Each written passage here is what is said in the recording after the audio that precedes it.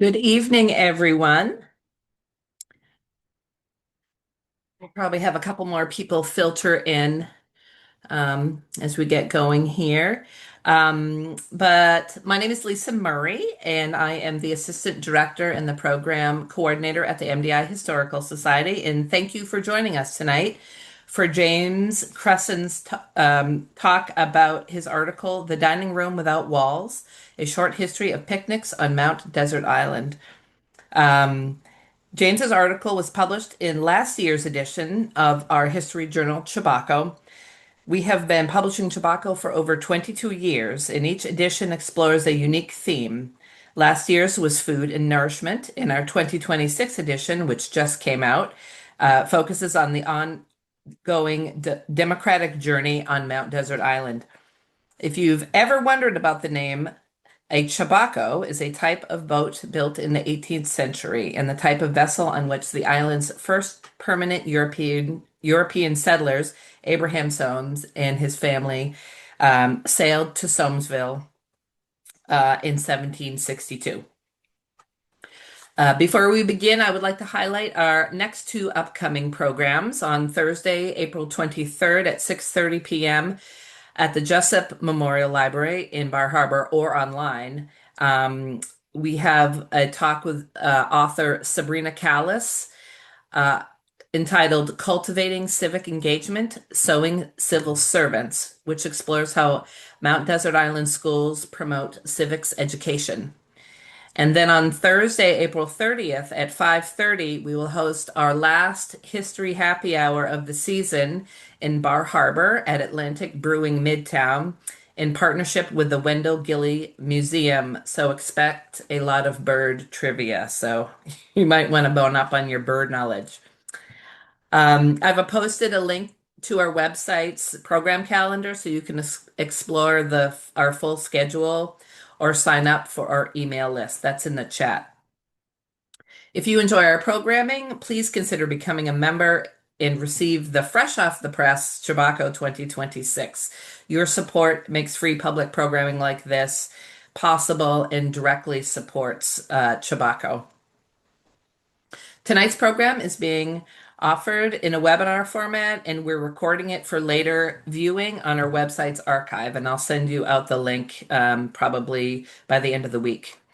We invite you to post your questions in the chat at any time here, and we will open up the floor for a Q&A session with James at the end of his talk. So please message me directly, however, if you're having any technical difficulties or any problems hearing the presentation.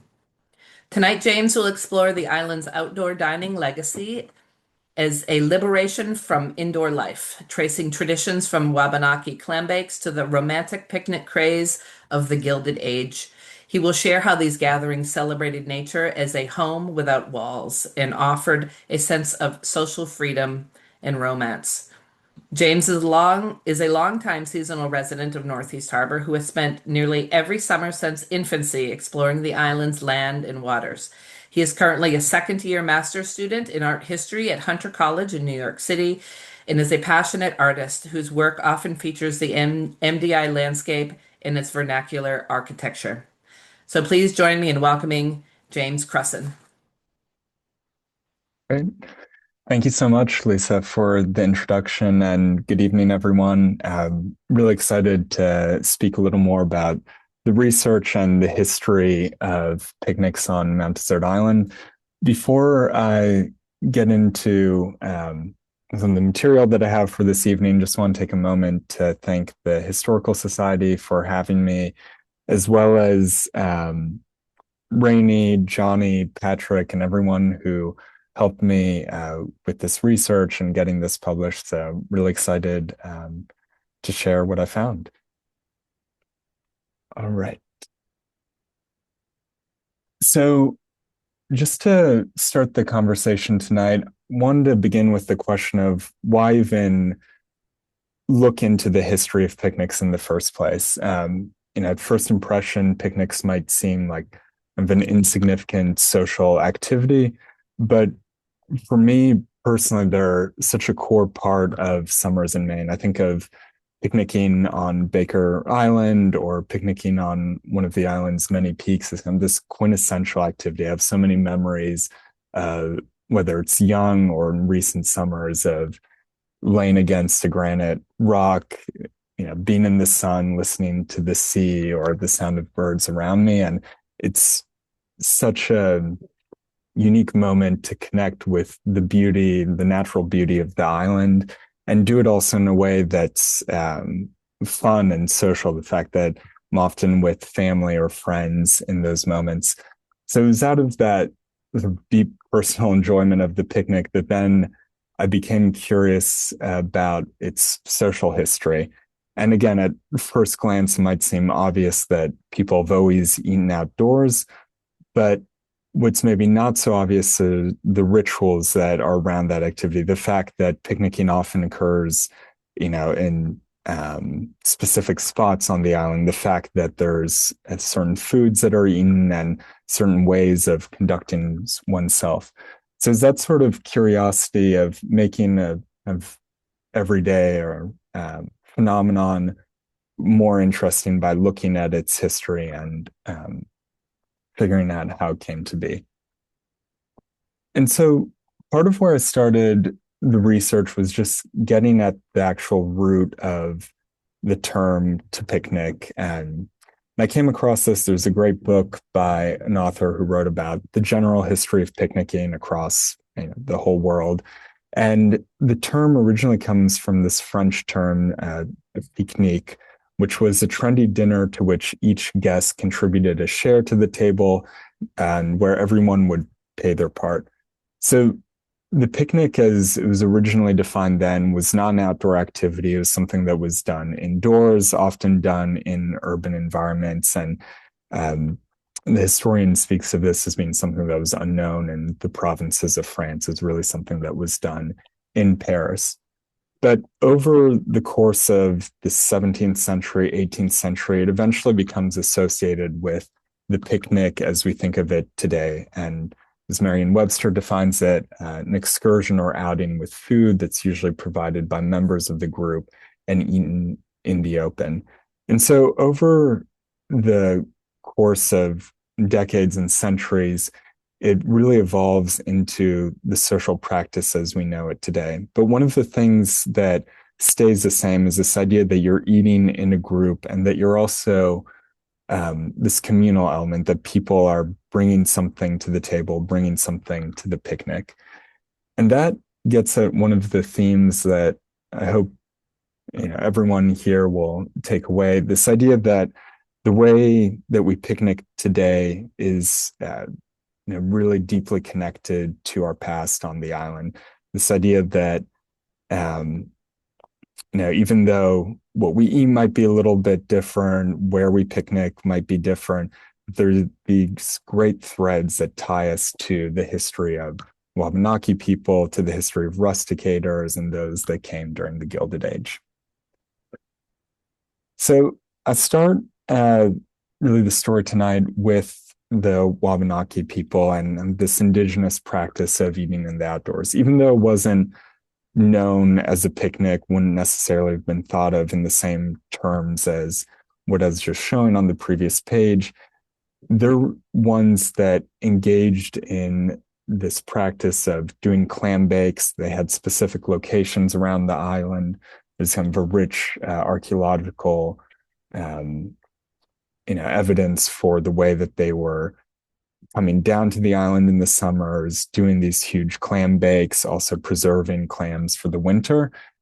And what I think is, again, this link between the past and the present is this idea that in the Wabanaki language, they would identify certain physical locations as places for clam bake, as a place for clam gathering.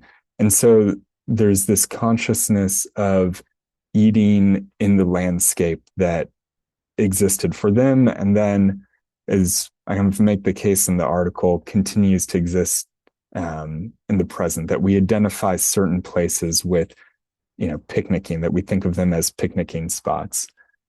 And so there's that sort of deep connection to eating outdoors, but then there's also a connection in terms of the actual like material culture of picnicking. So the postcard that I have here shows an Indian village that used to exist in Bar Harbor and that would often cater to the rusticators, to the Gilded Age summer residents, and it'd be places where they could buy Wabanaki crafts and specifically, for tonight's history, picnic baskets, which would really become the ubiquitous way that people would carry their picnics when they're going out to islands or bringing food up to the peak of a mountain. And so, again, there's this great connection between these deeply traditional indigenous baskets and then of the later and even present day ways that picnics were done. But where a lot of my story will focus tonight is really around the rusticators and then the Gilded Age visitors to the island and the way that they practiced picnicking. So, um, in the 19th century, picnicking really kind of picks up steam as a social phenomenon. It's something that they're referenced to earlier in American culture and in Great Britain as well. But it's specifically in the 19th century that it becomes this leisure activity that at first is associated with the upper classes, but then becomes something that's enjoyed more widely. And part of what's important to remember about this moment in American history is that on the East Coast, you have cities like Philadelphia, like Boston, and New York that are undergoing industrialization. There's also waves of immigration from Europe. So these cities are expanding rapidly, becoming more crowded. So there's really this sense that life is changing. And it's exactly in that moment of change where people are frightened about the way that life is evolving, that they're seeking some sort of connection to the past. This is where there's also a whole school of romantic literature, romanticism that comes out of this desire to return to nature, to some sort of lost simplicity. And many of the island's first visitors were seeking this out. There was a great journal that was written by one of the members of the Tracy family that brings up a picnic. And that was one of the passages that I wanted to share. So in this Charles Tracy journal, he talks about setting out with basket, pail, shawl, and sunshade to make foot passage. And then they finally arrive at the summit where they stop by the shanty of a coast surveyor and they open their stores for their midday repast. And they talk about the treasures in the basket and pail that when spread out seemed to be 10 times as much and the quantity was most attractive. And then Charles writes, nothing was left over. So with these first rusticators, you have them exploring the island's mountains. I mean, they're coming to the island when there's really no sort of touristic infrastructure. They're staying in simple boarding houses and they'll set out on these hiking parties, packing everything they need with them for the day. And you start to see in these journals themes that, then I was finding throughout mentions of picnics, these ideas that there's a bounty of food, that there's also larger than life appetites on the picnic, because, it's often done as part of this excursion or outing. And the other aspect that comes through in this journal, as well as in other passages that I came across, is this idea of communion with nature. So again, going back to this idea of romanticism, of this desire to seek out a simpler way of doing things, there's this notion that going on a picnic is going to put you in touch with nature, that there's almost something philosophical about this moment. And there's a social etiquette book from the time where the author says, whoever goes on a picnic should possess the power to find sermons in stones, books in the running brooks, and good in everything. So she paraphrases a passage from Shakespeare to really play up this idea that by dining in nature, you're going to walk away with this sense of good, that you're going to be put in touch with the goodness of nature. and find something that's kind of going to elevate you in a almost spiritual or philosophical sense. And this idea that a picnic heightens your appreciation of nature, I also came across in a journal entry from around the turn of the century. I was looking at the journal of Marion Lawrence Peabody, who's a summer resident of Bar Harbor, and she talks about, and I'll quote her diary passage here: such a drive and such a day. Perfect! Exclamation point. We ate a delicious lunch and lay on the rocks for an hour or two. We were on top of a cliff right near Lighthouse. Such a view! Another exclamation point. Above us, against a bluer sky than I saw in Italy, was the lighthouse and then the rich green pines. Then the sheer wall of pinkish rock broke into little pools and chasms at the bottom. All around us, the sparkling ocean, bluer than blue, and on it going by underneath us, a fishing schooner, all sails set and a great white gull above her on a line with us.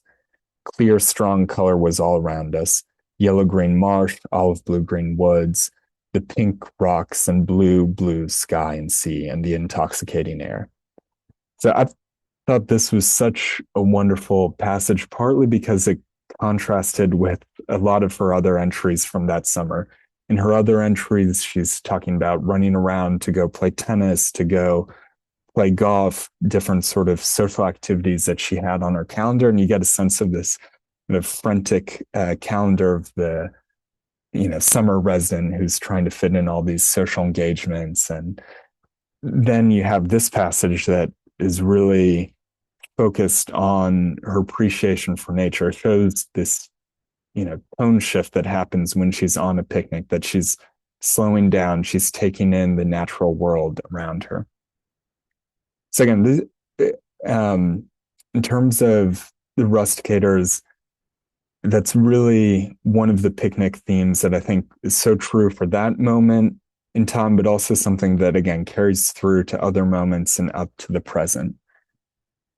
Another aspect that I want to emphasize is this idea of social freedom. So this is something, again, thinking about America in this time period, and especially the upper class in this time period, they were governed by a pretty strict set of social etiquette and social conventions around dining. They'd be dining in these very ornate homes in Boston and Philadelphia, surrounded by heavy wooden furniture and this rich drapery.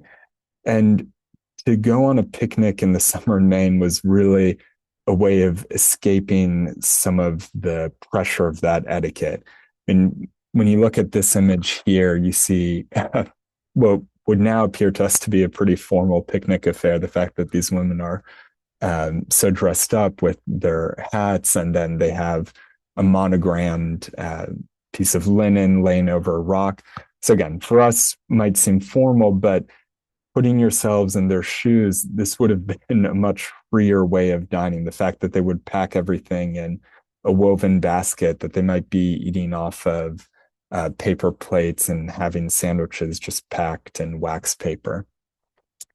And this idea of social freedom relates to another one of the things that I came across when researching the history of the picnic, and that was this idea, the most central and romantic side of the picnic. And this really comes across in one of the primary sources I looked at were these Bar Harbor novels. So this was a whole genre of novels that comes about in the late 19th century, early 20th century. And these novels have these sort of dramatic stories of romance set in Bar Harbor during the summer. And part of the reason they came about is because Bar Harbor developed this reputation as a place where young adults and teenagers could escape from chaperones a little more easily than they could in other places or other summer colonies like Newport that were maybe a little more governed by social etiquette. But in Bar Harbor, there was more freedom to go off on a rowboat, to go find a picnic ground where a small group could escape from their chaperones or from their parents or elders. And so a lot of these novels have great passages where they're talking about a group of young people setting off to picnic. And there's one in particular that was written by Constance Harrison. She's a Southern author who ends up living in New York and then comes up to Bar Harbor. And she has this fun story that's written from the perspective of a dog. And the dog is talking about an outing with his owner. And this is the voice of the dog saying, after a couple miles or more of steady rowing, we had reached the trysting place. One interesting feature of our boat was that it carried the luncheon hamper and myself. So you get this humorous passage where the dog's excited about being in the boat with the hamper, but there's also reference to the fact that this was a trysting spot, that these different sites on the island would get a reputation as places where young people could go and escape from parents, where they could go flirt and have enjoy this social freedom that they wouldn't get to enjoy otherwise during the rest of the year. And this reputation of Bar Harbor as a place of social freedom, as a place where people could go and picnic, then starts to show up in the actual literature around tourism up there. You have these great passages related to steamboat passengers disembarking in Bar Harbor and talking about how there would be different leaders of picnic parties that would come to you as soon as you disembarked from the steamship and try and convince you to go off on a horse-driven buckboard and go off to some sort of picnic location on the island. This mention also shows up in guidebooks that the railroads write. So there's one guidebook in particular I looked at called Down East Latch Strings, which was written by the Boston and Maine Railroad. And the guidebook's author mentions picnics in relation to Bar Harbor. So there's this quote that I highlighted here where he writes, "It is not a fact, however, that these parties are dull and silent affairs simply because everybody keeps mum. One favorite picnicking ground is the shore of Jordan Pond, but pitch up a stone almost anywhere and it'll fall in the good place to consume watermelons, biscuit, and champagne at the elbow of a pretty girl." So what I loved about this passage is it emphasizes kind of the romantic, flirtatious nature of a lot of these picnics. And also, if one has to keep in mind that he's probably playing that up for an audience, that he's trying to entice them to take the railroad up to Bar Harbor.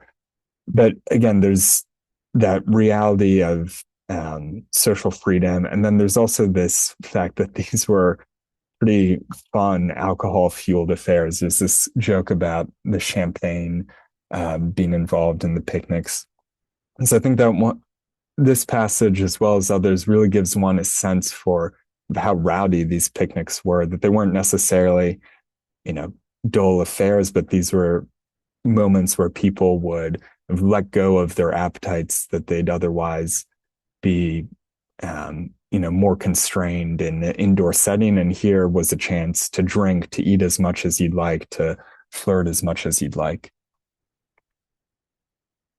So beyond the social freedom and the communion with nature, I think one of the other things that makes the history of picnicking on Mount Desert Island so unique is this emphasis on the outing or the excursion. So there's this great scrapbook that's in the Northeast Harbor Library, and it shows women going out to Cranberry Pool for a picnic at the Cranberry Club. And you see here, again, some of these key elements of the picnic, the fact that they're carrying a woven picnic basket, but also that they're taking a boat to get out there. There's, in this instance, as well as so many others, mentions of going out by rowboat, going out by sailboat. And then more in the modern age, of course, there's the powerboat that brings people to different picnicking locations. And it becomes such an ingrained part of the culture of picnicking on the island that we have Hinkley that names one of their boats the picnic boat. So again, there's this really strong element of getting outside of one's ordinary zone. You're not just going to picnic in Northeast Harbor necessarily, or picnic by your home, even if you are next to the shore, but rather you're going to get out there. You're going to go hike to the top of a mountain, or you're going to take a boat and go to Baker's and then walk to the backside. And it, for me, is this thread that connects the way we picnic today with this past, this idea that there are special places where we can find that sense of freedom, we can find that communion with nature. And it's part of, I think, what makes picnicking such a special practice on the island. And so to wrap up the lecture this evening, just wanted to put two photos up here. One is of my mom and her brother, my uncle, and then her father picnicking on Baker's Island, and then more recent pictures of my dad and I roasting some red snappers on Baker's Island. And this is just to, again, speak to this idea that it's a generational practice that even though we might look at these images of the rusticators and the Gilded Age visitors, and they seem so alien to us in the outfits that they're wearing. There's this common thread of going on an excursion somewhere, of relaxing, of eating foods that are different than the ones that we might normally eat, that really, again, ties us to all the generations that have visited the island before us and the ways that they've interacted with the landscape. All right. So that's everything that I'd prepared for this evening, but would love to open it up to questions. If anyone would like to know anything more specific. Great. Thank you, James. I just posted this in the chat, but if anybody would like to comment, just raise your hand by going down to the React button on the bottom of your screen and clicking that, and then you'll see raise your hand, and I will unmute you, and you'll be able to speak. Um, I had a couple of questions to start off. So do you think that the popularity of picnicking really took off with the national parks becoming a thing in the country? That's a great question. I suppose there's been a couple different stages of the popularity of picnicking. So I think the one that I looked at the most in my research was really around, say, 1850s to 1870s. And Mm. this kind of predates the national park system as we think of it today. Again, there's this time in US history where people are losing touch with nature. Things are starting to become more urban, especially in the Northeast, and people are seeking out picnic grounds. And this happens even in cities. You'll see in Philadelphia and New York parks there that develop picnic grounds and viewing areas that even part of cemeteries. Like I recently came across something that Greenwood Cemetery in New York, there were so many picnickers going there, and I think it was in the 1880s or so that they had to put up a sign that said no one's allowed to bring refreshments onto the grounds of the cemetery. So there's that moment that predates the national park system, but then I do think that when the park system comes about in the 20th century, there's a additional moments where picnicking gains in popularity with that sort of mass tourism. You have people that now have much more access to nature because they're able to get in a car, visit places like MDI or Mm. some of the parks in the West. And that also, and just to wrap this up, I think it speaks to this idea of picnicking as having also class association, because it's in the Gilded Age with the rusticators. It's a social activity that's very much associated with intellectuals or artists, and then becomes associated also with the upper class. And then you see over time that picnicking becomes something that has much more mass appeal. And again, speaks to what I'd almost say is its second stage of popularity when Yeah. the national parks open. Okay.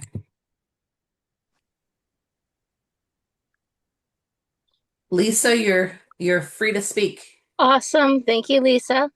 I was wondering, James, is there any plan for you to investigate, I guess, the third wave of picnicking? And that was during the pandemic. I know a lot of people didn't want people in their homes to share meals, and a lot of people went outside to eat. Any thoughts on continuing the study and documenting that time for history? Hi, Lisa. That's yeah, great question. It's funny, I was almost writing some of this during the tail end of the pandemic, so like living through some of that history. But yeah, that would be a way that I'd love to continue that this project and think about some of the more recent ways it's been practiced and regained popularity. I had an outside dining room. That's great. Did you find any menus? I mean, what were people eating? So there's some, yeah, I would say the menus changed in some pretty interesting ways. I mean, there's some like steaming clams or steaming lobster on the rocks that's been present through a lot of the history of picnicking. But there are other things like there's a lot of mention of beef tongue. That's something that I personally haven't brought on a picnic. That seems to have fallen out of favor. There's also, I'd say, a lot of the early rusticator picnics. The fare is rather simple. They're bringing along just a loaf of brown bread and some sort of preserved meat. And then you see that as we get into the Gilded Age, the way picnics were done then, I mean, there's that image that I was showing. Well, and this one, you see the fare becomes a lot more elaborate, that people are bringing along sandwiches that they've already packed. You start to see different recipes for, you know, picnic sandwiches during this period. So a lot of evolution there of what people are bringing along. But I think there's, I mean, again, to go back to that point that ties these different moments of picnicking together, you always see an interest in the also natural bounty of the island, that people are going to have clams and lobster, like I was mentioning, or fresh berries that they've picked along the way or in their gardens. Therese? Hi there. Can you hear me? Yes. Yes. Okay. That was a wonderful presentation. Thank you so much. I wondered if you could speak a little bit about the development of the public picnic grounds, because it does seem like the goal with the Gilded Era was to have some privacy. And so when you moved into the Cerdamont picnic grounds and the development of a Bear Brook picnic ground in the park here, you were kind of letting go of some of that privacy. And I wonder if you took a look at that at all. Great. Well, yeah, thank you, Therese, for the question. So that's, I'd say, almost an area for future research of mine, because with this, um, I was so focused on, again, the origins of it in the Gilded Age and in the era of the rusticators, that I really didn't get too much into the park history. But there is such, yeah, a rich history there of the development of the national park system in the 20s and these decisions to make public picnic grounds and, again, expand this leisure activity from something that once would have been for these well-to-do summer residents into something that was much more available to anyone visiting the park. So yeah, I'd love that as an area for future research of mine. Yeah, and I wonder if that has more to do with the advent of cars and having more people coming and having a place for people with cars to eat in the park that Mm-hmm. wasn't based more so much on the quiet the personal secret spot. Uh, where you're dining? That's a really interesting question because I know the park used to have a lot more picnic areas than they Hmm. do now too. And that's almost like bringing picnicking to everybody. It's moved beyond that Gilded Age um, tradition.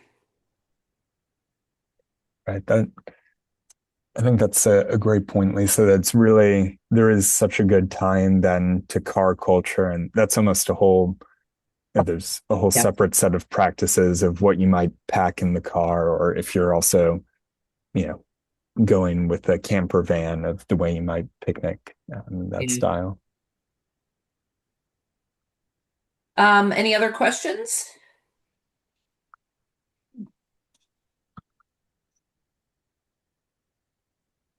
Oh, Okay.